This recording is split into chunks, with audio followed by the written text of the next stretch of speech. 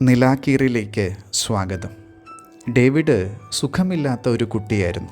അവൻ്റെ അമ്മ മരിയയ്ക്ക് ഒരു പ്രാർത്ഥനയേ ഉണ്ടായിരുന്നുള്ളൂ: ദൈവമേ, നീ എന്നെ സ്നേഹിക്കുന്നുണ്ടെങ്കിൽ എൻ്റെ കുഞ്ഞിനെ സുഖപ്പെടുത്തണമേ. ഒരു ദിവസം, അമ്മേ, ഞാൻ മരിച്ചുപോയാൽ അതിനുശേഷം അമ്മ പ്രാർത്ഥിക്കുമോ? ദൈവം അമ്മയെ സ്നേഹിക്കുന്നുണ്ടെന്ന് വിശ്വസിക്കുമോ എന്ന് ഡേവിഡ് ചോദിച്ചു. അതിന് മരിയ മറുപടിയൊന്നും പറഞ്ഞില്ല. അവൾ നിരന്തരം പ്രാർത്ഥിച്ചുകൊണ്ടേയിരുന്നുവെങ്കിലും അവൻ്റെ സ്ഥിതി അടിക്കടി വഷളായി വന്നു. വൈകാതെ ഡേവിഡ് മരിച്ചു. മരിയയ്ക്ക് അത് സഹിക്കാനായില്ല. ദൈവം തന്നെ സ്നേഹിക്കുന്നുണ്ടെങ്കിൽ എന്തുകൊണ്ട് തൻ്റെ കുഞ്ഞ് മരിച്ചു എന്ന ചോദ്യത്തിന് മുമ്പിൽ അവൾ നിസ്സഹായയായി. അങ്ങനെ മരിയയ്ക്ക് ദൈവത്തിലുണ്ടായിരുന്ന വിശ്വാസം നഷ്ടപ്പെട്ടു.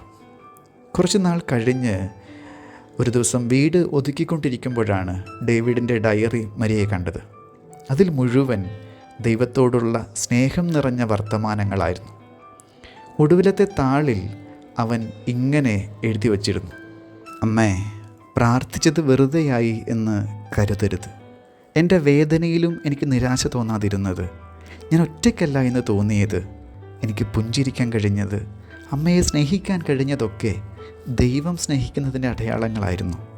അത് അമ്മയുടെ പ്രാർത്ഥനയ്ക്ക് ലഭിച്ച ഉത്തരങ്ങളായിരുന്നു. എൻ്റെ സഹനത്തിൽ അമ്മ മാത്രമല്ല, ദൈവവും എൻ്റെ കൂടെ ഉണ്ടായിരുന്നു. അതുകൊണ്ട് ദൈവത്തോട് ഒരിക്കലും പിണങ്ങരുത്. മരിയ കണ്ണീരോടെയാണത് വായിച്ചത്. ദൈവം തൻ്റെ പ്രാർത്ഥനയ്ക്ക് ഉത്തരം നൽകിയിരുന്നുവെന്നും അത് തനിക്ക് മനസ്സിലാക്കാൻ കഴിയാതെ പോയതാണെന്നും അവൾക്ക് മനസ്സിലായി. ഡേവിഡിലൂടെ അവളുടെ വിശ്വാസം തിരുത്തപ്പെടുകയായിരുന്നു എന്ന് അവൾക്ക് തോന്നി.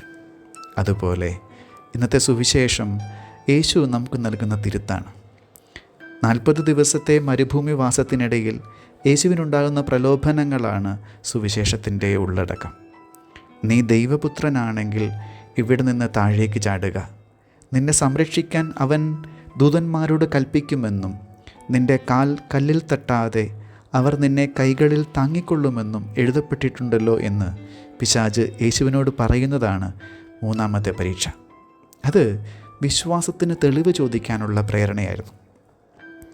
ഇസ്രായേൽ ജനതയുടെ ചരിത്രം അവർ ദൈവത്തെ പരീക്ഷിച്ച, ദൈവത്തോട് തെളിവ് ചോദിച്ച കഥകൾ കൂടിയാണ്. മരുഭൂമിയിലെ യാത്രക്കിടയിൽ വെള്ളം ലഭിക്കാതെയാകുമ്പോൾ കർത്താവ് നമ്മുടെ ഇടയിലുണ്ടോ എന്നവർ ചോദിക്കുന്നുണ്ട്.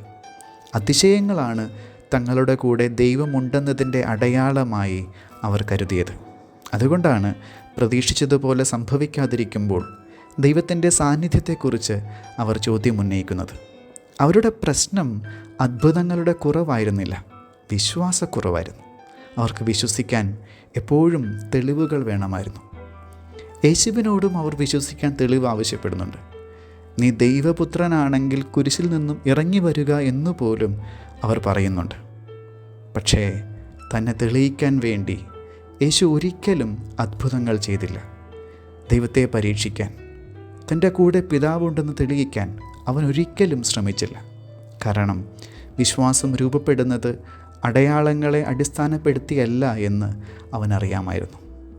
വിശ്വസിച്ചാൽ നീ ദൈവമഹത്വം ദർശിക്കും എന്ന് പറഞ്ഞവനോട് അടയാളം കാണിച്ചാൽ വിശ്വസിക്കാം എന്ന് പറയുന്നതിൽ അഭംഗി മാത്രമല്ലല്ലോ ഉള്ളത്. ചിലപ്പോൾ നമ്മളും ഈ പ്രലോഭനത്തിന് പെട്ടുപോകാറുണ്ട്. ഇത് സത്യമാണെങ്കിൽ എനിക്കൊരു അടയാളം തരണമേ, ഇത്രയൊക്കെ പ്രാർത്ഥിച്ചിട്ടും എനിക്കിത് വന്നല്ലോ, എല്ലാം എൻ്റെ വിധി എന്നൊക്കെ എത്ര വട്ടം പറഞ്ഞിട്ടുണ്ട് നമ്മൾ. അങ്ങനെ നമ്മൾ ആഗ്രഹിച്ചതുപോലെ നടക്കാതിരിക്കുമ്പോൾ ദൈവം നമുക്ക് സ്നേഹമില്ലാത്ത, വിശ്വസിക്കാൻ കൊള്ളാത്ത ഒരാളായി പലപ്പോഴും മാറുന്നുണ്ട്, അല്ലെങ്കിൽ നമ്മളങ്ങനെ മാറ്റിയെടുക്കുന്നുണ്ട്. ശരിക്കും നമ്മൾ ദൈവത്തെ സ്നേഹിക്കേണ്ടത് അവിടുന്ന് ചെയ്ത അതിശയങ്ങളെ പ്രതിയല്ല, അവിടുന്ന് സ്നേഹമായതുകൊണ്ടാണ്. അനന്തമായ സ്നേഹത്തെ സ്നേഹിക്കാതിരിക്കുന്നത് എങ്ങനെയാണ്? വിശ്വാസം എന്നത് ഞാൻ ആഗ്രഹിക്കുന്ന വിധത്തിൽ പ്രവർത്തിക്കാൻ ദൈവത്തെ നിർബന്ധിക്കുന്നതല്ല, അവിടുന്ന് എന്നെ സ്നേഹിക്കുന്നുണ്ടെന്ന് വിശ്വസിക്കാനുള്ള സന്നദ്ധതയാണ്. തെളിവുകളുടെ അടിസ്ഥാനത്തിൽ ഒരു കാര്യം അംഗീകരിക്കാൻ ആർക്കും കഴിയുമല്ലോ. ചോദിക്കുന്നതെല്ലാം ലഭിക്കുമ്പോൾ ദൈവമുണ്ടെന്ന് പറയാൻ ആർക്കാണ് കഴിയാത്തത്? അതിന് വിശ്വാസം ആവശ്യമില്ലല്ലോ. രാത്രിക്ക് നടുവിൽ നിന്നുകൊണ്ട് ഇത് പകലാണെന്ന് പറയുന്ന അന്ധമായ നിലപാടല്ല. ഈ രാവിലും വെളിച്ചം പകരാൻ ദൈവത്തിന് കഴിയുമെന്ന ബോധ്യമാണ് വിശ്വാസം. കുരിശിൻ്റെ വഴിയിലെ സഹനത്തിലും ഒറ്റപ്പെടലിലും പിതാവ് കൂടെയുണ്ടെന്ന് യേശു വിശ്വസിച്ചു.